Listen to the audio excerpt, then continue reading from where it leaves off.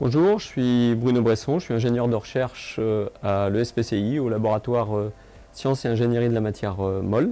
Et je suis en charge de la microscopie à l'ESPCI, à l'École supérieure de chimie industrielle de Paris. Donc dans le cadre du réseau d'IMRESPOR, nous avons acquis un microscope électronique environnemental.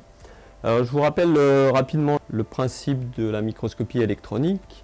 On envoie un faisceau très fin d'électrons sur la matière et on recueille les électrons réémis par la matière. Et ensuite, on va balayer ce faisceau sur la matière à étudier afin d'en recueillir une image. Alors habituellement, les échantillons qu'on étudie en microscopie électronique sont sous eau vide. Et la particularité du microscope environnemental, ça va être d'étudier les échantillons sous vapeur d'eau. Ça va permettre d'étudier des échantillons beaucoup plus sensibles comme des polymères, des ciments, des microgels, etc. Des choses qu'on n'aurait jamais pu étudier si on n'avait pas eu ce type d'appareillage.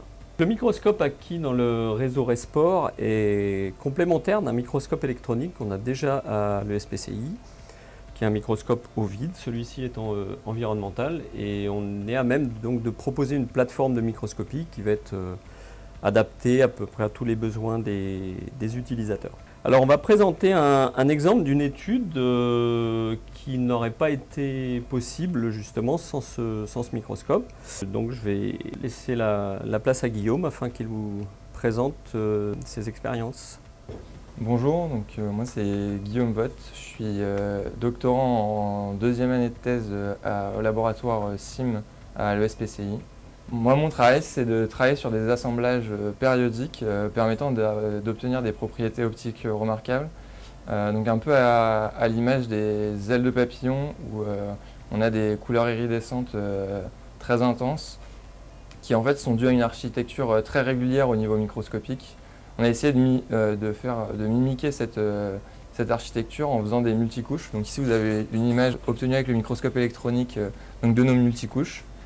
Et la particularité de mon travail, c'est d'essayer de changer ces tailles caractéristiques qui donnent pour résultat les propriétés optiques particulières en modifiant l'humidité au sein de notre échantillon. Donc grâce à ce microscope, on peut voir les couches gonfler en temps réel. Donc ici nous avons notre structure multicouche qui apparaît dorée et si on vient avec une goutte d'eau la gonfler, on va voir que l'échantillon va prendre une couleur bleutée au niveau de la goutte. Et la particularité de nos échantillons, c'est qu'ils sont thermo-responsives. Donc si on va venir élever la température de l'échantillon, on va voir qu'on va récupérer l'état doré de notre goutte.